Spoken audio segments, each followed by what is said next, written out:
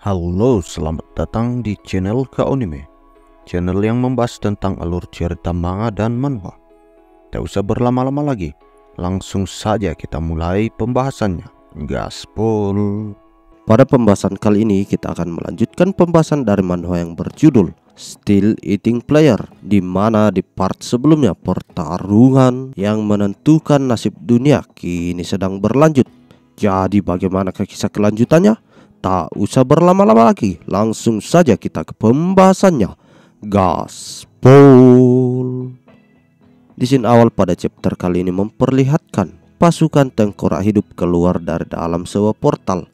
Dan tidak jauh dari sana terdengarlah suara, "Aku berhasil membuka beberapa portal dengan paksa, tapi aku sudah mencapai batasku. Kita tidak punya banyak waktu, cepatlah." Dan diperlihatkan para tentara yang kini sedang bersiap-siap di dalam ruang komando. Dan nampaknya di sini Lee Min-hee berkata, "Petugas komunikasi, pulihkan saluran komunikasi. Yang lain bersiap untuk menembak, bersiap untuk serangan." Dan nampaknya pasukan tengkorak tadi sepertinya dipindahkan oleh Lee Min-hee menggunakan portal yang ia buka agar para pasukan tengkorak itu tidak menerobos masuk ke ruang komando. Dan nampaknya pada saat ini dia sudah mencapai batasnya sehingga tidak mampu mempertahankan portal itu. Dan Lee Min-hee yang sudah kelelahan, kini dia pun mulai terjatuh. Namun nampaknya para pasukan tengkorak itu tidak memberikan waktu untuk Lee Min-hee beristirahat. Jadi dia bersiap-siap untuk menebas Lee Min-hee sekarang. Tapi tiba-tiba saja dari belakang tengkorak itu menjadi terbelah dua. Dan nampaknya hal itu dilakukan oleh Seo Eun-ha yang datang menyelamatkan Lee Min-hee dan para tentara lainnya di sana. Melihat hal itu, nampaknya di sini Lee Min-hee menarik napas yang cukup lega. Sembari itu Seo Eun-ha berkata kepadanya, "Lee Min-hee, apa kalian baik-baik saja?" Lee Min-hee yang melihat kehadiran dari sang komandan di sana, dia pun menjawab dengan wajah yang penuh lega dan berkata, "Letnan Seo Eun-ha, terima kasih." Dan lalu Letnan Seo Eun-ha lanjut berkata, "Untuk sekarang kita sudah membasmi semua skeleton yang berkerumun di ruang komando." Mendengarkan hal itu, di sini Lee Min-hee kembali menimpali, "Terima kasih. Jika ruang komando diambil alih, kita akan tamat." Namun tiba-tiba saja salah seorang tentara di sana langsung berteriak dan berkata, "Pemimpin Pleton, kita sudah terhubung pada jaringan komunikasi darurat. Kita terhubung dengan batalion ketiga." Mendengarkan hal itu, di sini Lee Min-hee langsung menimpali, "Cepat minta bantuan kepada mereka." Tapi tiba-tiba saja wajah dari prajurit itu berubah menjadi pucat dan berkata, "Tapi mereka bilang sebuah gate juga terbuka di sana." Dan nampaknya kini diperlihatkan batalion 3 juga sedang diserbu oleh para kumpulan monster yang sangat banyak. Sontak hal itu pun membuat para tentara di batalion 2 menjadi sangat terkejut karena mereka tidak mengira semua hal itu akan terjadi. Dan nampaknya serangan itu tidak berhenti di situ saja, karena ternyata setelah menghubungi Guild Blue Flower, keadaan yang sama dialami oleh Guild Blue Flower juga. Dan ada beberapa gate yang terbuka di wilayah dari guild tersebut. Dan lalu mereka mencoba menghubungi batalion kelima dan batalion keenam juga. Tetapi hal yang sama dialami oleh batalion 5 dan 6 juga, bahwa gate bermunculan di mana-mana. Sontak hal itu pun membuat salah satu prajurit di sana menjadi sangat khawatir sembari berkata, "Sesaat ini semua pihak meminta bantuan satu sama lain. Ini seperti saya menatap ke arah neraka." Dan tiba-tiba saja ada sebuah panggilan darurat yang masuk dan terhubung ke ruang komando batalion 2. Dan ternyata yang muncul di sana adalah komandan dari batalion. Sontak seketika Seo Eun-ha dan juga Lee Min-hee langsung memberikan salam kepada komandan. Dan lalu di sini komandan pun berkata, "Aku secepatnya kembali ke markas, tapi itu sepertinya akan memakan waktu yang cukup lama, jadi tolong mengertilah." Dan nampaknya di sini sang komandan sedang bergegas menuju kembali ke markas menggunakan sebuah helikopter. Dan lalu lanjut sang komandan bertanya bagaimana situasi saat ini di markas besar. Seo Eun-ha yang mendapatkan pertanyaan itu, di sini dia pun langsung menimpali. Saat ini beberapa gate bermunculan secara serentak di camp dan beberapa guild besar menciptakan krisis yang mungkin disebabkan oleh player eksternal atau kelompok pilihan. Tambahan, kebanyakan petugas tingkat manajerial termasuk eksekutif hilang, diduga telah dibunuh.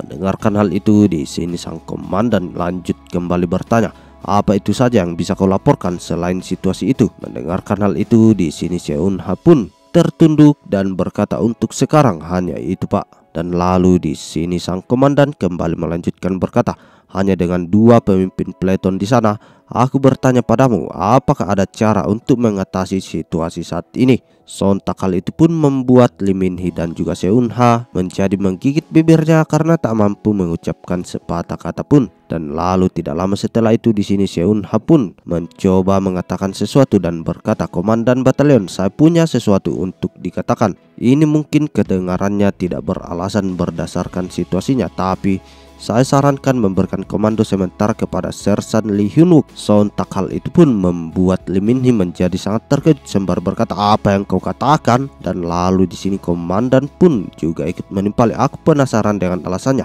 Bukankah secara konsisten menyatakan kehati-hatian dengan kecurigaan mengenai tindakan Sersan Lee baru-baru ini?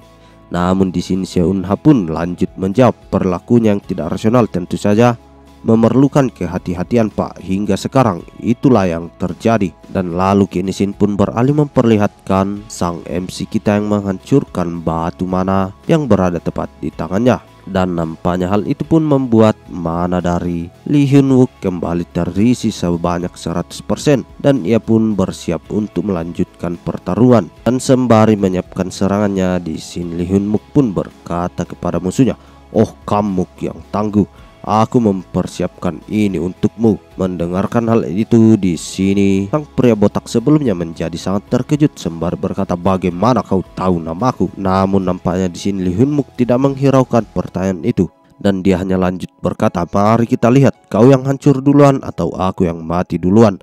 Ayo akhiri semua ini. Dan tiba-tiba saja semua senjata yang berada di gudang itu dikendalikan oleh Hyun-wook menggunakan skill telekinesisnya. Dan secara serentak dia pun melayangkan serangan bertubi-tubi tepat menuju ke arah si pria botak.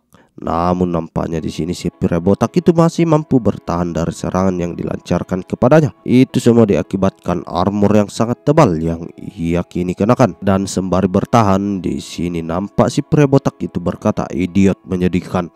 Apa ini semua yang kupersiapkan?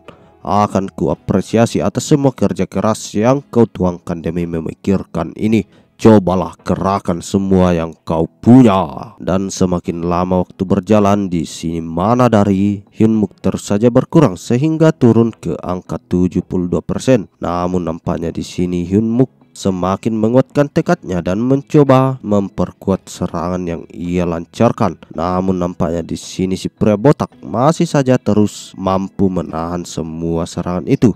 Tapi di suatu saat gelombang serangan yang dilancarkan oleh Hyun-wook semakin kuat dan serangan itu mampu menghempaskan pertahanan yang dibuat oleh si pria botak sebelumnya. Dan nampaknya armor yang ia kenakan kini juga sudah mulai hancur sedikit demi sedikit.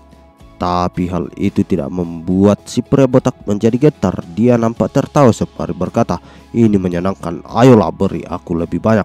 Karena semua orang bodoh yang mengira mereka bisa menghancurkanku dengan kekuatan mereka berakhir dengan kematian yang menyedihkan. Dan tiba-tiba saja si pria botak ini mencoba melayangkan serangan balik tepat menuju ke arah Hyun-wook. Dan sembari itu dia pun berkata, sama seperti bawahan pemulahmu yang berani macam-macam denganku mengira diri mereka cukup kuat.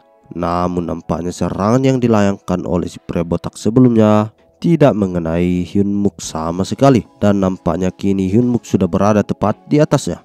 Dan hal itu pun membuat si pria botak ini menjadi cukup terkejut, karena kini Hyun-wook berhasil menancapkan sebuah serangan tepat di dada dari si pria botak itu. Melihat serangannya yang kini sudah mulai berefek, Hyun-wook nampak tersenyum sembari berkata, kau juga akan mati, sama seperti para idiot menyedihkan lainnya yang mengira diri mereka cukup kuat. Dan nampaknya serangan itu berhasil mengalahkan si pria vampir yang ada di hadapan dari Hyun-wook. Karena kini diperlihatkan tubuh dari pria vampir itu sudah mulai terbakar hangus. Dan nampaknya pemenang dari pertarungan ini adalah Lee Hyun-wook.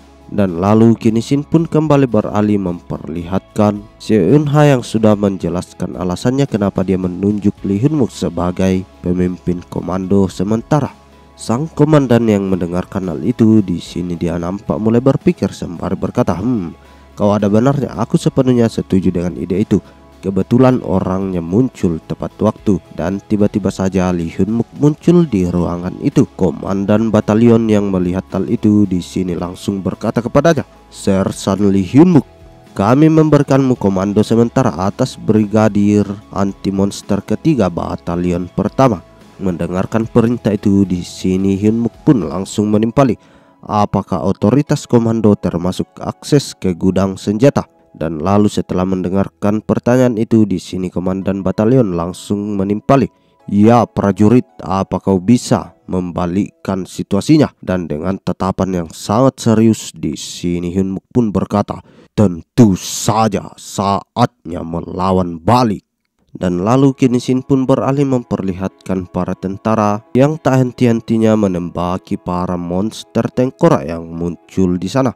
Dan nampaknya tempat itu adalah barak nomor 1 garis pertahanan, dan salah satu tentara di sana memerintahkan para bawahannya untuk mengaktifkan sebuah lingkaran sihir. Dan seketika lingkaran sihir yang sangat besar langsung muncul tepat di atas para kumpulan tengkorak itu, dan tanpa aba-aba mereka pun melayangkan sebuah serangan bola api yang tepat menghujam ke arah kawanan tengkorak itu. Namun nampaknya serangan itu belum mampu menyapu bersih para kawanan tengkorak yang ada di sana, sehingga membuat salah satu tentara di sana menjadi cukup khawatir sembari berkata, "Sialan, jika terus begini tidak akan ada habisnya." Dan nampaknya kali ini pertarungan terus berlanjut. Tidak hanya di barak nomor 1 tetapi di barak nomor 2 juga terjadi hal yang sama. Henti-hentinya para pasukan skeleton menyerang semua bangunan yang ada di batalion 1. Para tentara wanita di sana mencoba bertahan sekuat tenaga, tetapi karena kalah jumlah mereka tidak mampu menahan gempuran serangan itu.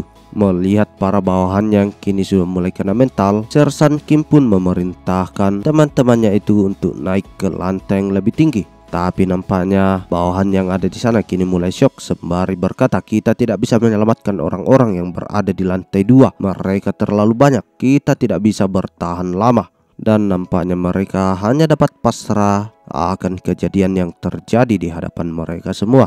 Dan lalu kini Shin pun beralih memperlihatkan Choi Yong Jun yang sedang bertarung sengit yang tepat berada di pos jaga. Nampaknya di sini Choi Yong Jun mampu membantai semua monster yang datang ke hadapannya, dan dengan tebasan yang sangat cepat dia mampu mencabik-cabik semua monster yang ada di sana. Para bawahan yang melihat hal itu di sini hanya dapat terkejut sembari berkata, "Sersan Choi Yong Jun, Anda baik-baik saja?" Namun nampaknya di sini si Sersan nampaknya sudah mulai kelelahan sembari berkata, "Apa aku kelihatan baik-baik saja?" Tapi sepertinya gerombolan monster itu seperti tidak ada habis-habisnya, karena kini mereka kembali berdatangan lagi. Dan sembari itu Sersan Choi Yong Jun pun berkata kepada para bawahannya karena totem itu sangat sulit membunuh mereka dan mereka menyerbu masuk. Ini membuatku bersemangat. Dan lalu kini Shin pun beralih memperlihatkan Hyun Muk yang berada di ruang komando sembari berkata, "Secara individual, skeleton dan zombie yang menyusup ke barak tidak begitu mengancam, tapi mengingat jumlah mereka yang keluar dari gate, diperkirakan mereka setidaknya sebesar satu divisi 10.000 atau sampai 20.000.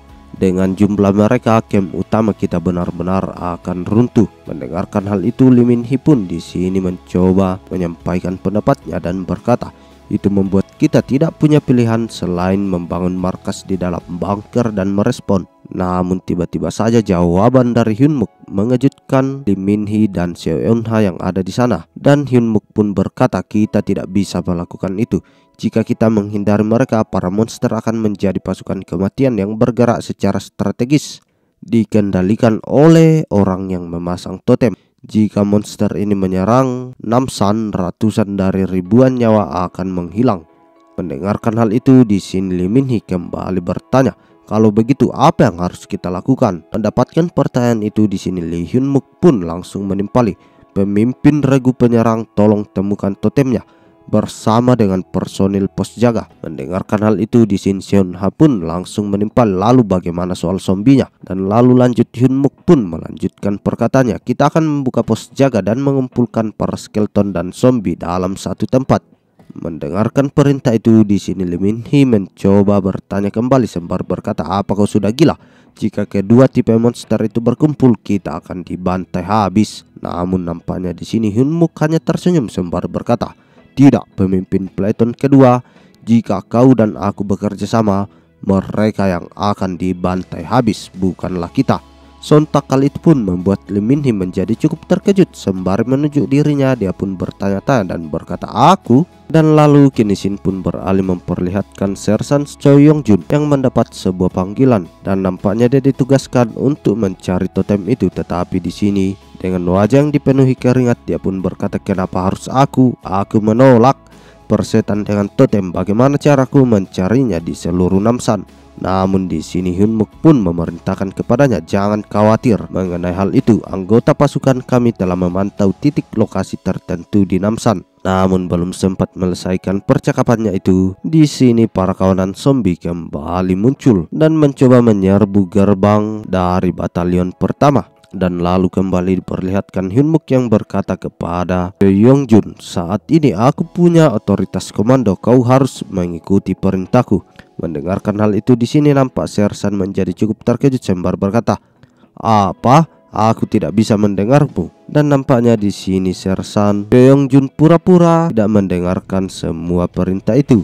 Dan lalu kini Shin pun beralih memperlihatkan Hyun-muk yang baru saja tersadar dan berkata, ah benar, aku lupa tentang Choi Yong-jun orang gila itu. Dan lalu tiba-tiba saja di sini Hyun-muk menawarkan sesuatu kepada Sersan Choi Yong-jun dan berkata, whisky Valentine berusia 21 tahun. Sontak hal itu pun membuat si Sersan ini menjadi cukup tertarik sembari berkata, aku ingin 30 botol. Mendengarkan hal itu, di sini Hyun-muk pun memasang wajah yang cukup masam sembari berkata, tidak di masa lalu ataupun masa kini dia tidak pernah serius sedikit pun. Dan sembari itu kini diperlihatkan Sersan Choi Yong-jun yang sangat bersemangat karena permintaannya itu dipenuhi oleh Hyun-muk. Dan lalu setelah komunikasi itu selesai, diperlihatkan Seon-ha yang bersiap-siap dan berkata kepada Hyun-muk, kalau begitu aku juga akan bergerak ke titik pertemuan. Namun sebelum pergi, di sini Hyun-muk berkata kepada Seon-ha, pemimpin regu penyerang, saya akan bergabung secepatnya. Sementara itu tolong jaga anggota regu saya. Mendengarkan hal itu, di sini Seon-ha pun menimpali, jangan khawatir, aku juga tidak berencana untuk kehilangan lebih banyak prajuritku. Dan lalu kini Shin pun memperlihatkan sebuah drone yang terbang di atas langit dan mengumumkan sesuatu yang berkata, siaran komando pusat, semua personel berhenti menyerang dan bergeraklah ke dalam ruangan. Semuanya mundur, masuk ke dalam bunker. Mage, aktifkan barrier dan bersiap untuk dampak yang akan datang. Dan nampaknya rencana dari Hyun-muk kini sudah mulai dilakukan. Para zombie-zombie menerobos masuk ke dalam pintu gerbang. Dan nampaknya pasukan skeleton dan zombie telah mencapai lokasi yang ditentukan. Dan lalu kini Shin pun memperlihatkan Sersan Lee Min-hee yang berada di atas gedung yang berkata, menghentikan mereka hanya dengan sebuah barrier. Apa mereka sudah tidak waras? Namun tiba-tiba saja perintah terdengar yang berkata, Sersan Kim Si-hee, kendalikan angin di dalam barak, pertahankan kecepatan angin di bawah 3 meter per detik. Sersan Kim yang tidak mengerti hal itu, di sini dia nampak mencoba melakukannya, tetapi dia terus saja bertanya, apa yang dipikirkan orang itu ya?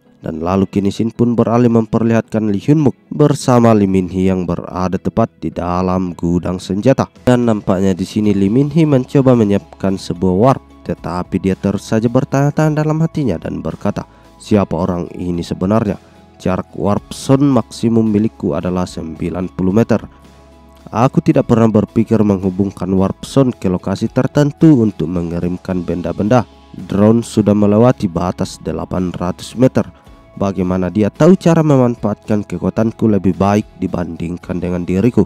Dan nampaknya kini drone yang membawa warp dari Lee Min-hee sudah berada di atas ketinggian 1 km. Dan setelah itu kini Lee Min-hee sudah menyiapkan warp zone perluasan maksimum. Dan tanpa aba-aba lagi, di sini Lee Hyun-muk mencoba menyiapkan sebuah serangan yang sangat besar. Dan ia pun langsung menembakkan serangan pertama. Itu adalah sebuah pedang yang jatuh dari atas langit, dan dampak serangan dari sebuah pedang itu sangatlah besar karena dijatuhkan dari ketinggian yang cukup tinggi. Dan lalu kini diperlihatkan para bawahan Liu Hyunmook yang memantau kejadian di sana berkata, tembakan pertama tepat sasaran, Sersan Liu Hyunmook, jangan sampai ada kesalahan. Dan lalu kini diperlihatkan Liu Hyunmook yang kembali memecahkan kristal mananya untuk mengisi 100% mananya kembali. Dan setelah mananya terisi penuh, dia langsung menggerakkan banyak sekali senjata yang berada dalam gudang itu dan menteleportasinya menggunakan warp yang disediakan oleh Lee Min-hee.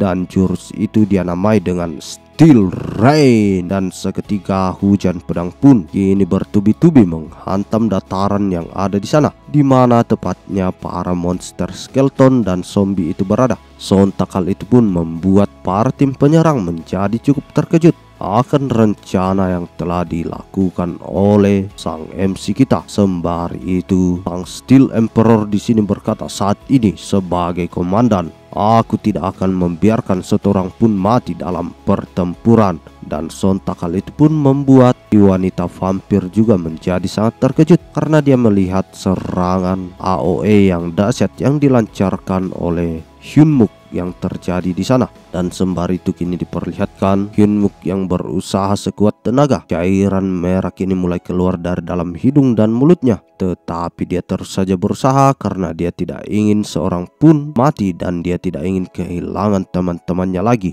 Dan ya, itu adalah akhir dari part kali ini. Bagaimana mas bro? Ceritanya semakin menarik saja bukan? Pada chapter kali ini nampaknya pertarungan dari Hyunmook akan mencapai klimaks ya. Dan bagaimanakah kisah kelanjutannya? Coba tuliskan pendapat kalian di kolom komentar ya mas bro. Jadi tetap pantau channel ini terus untuk mendapatkan update-update terbaru dan cerita-cerita menarik lainnya. Kalau begitu sampai di sini dulu ya mas bro. Salam KO Nime.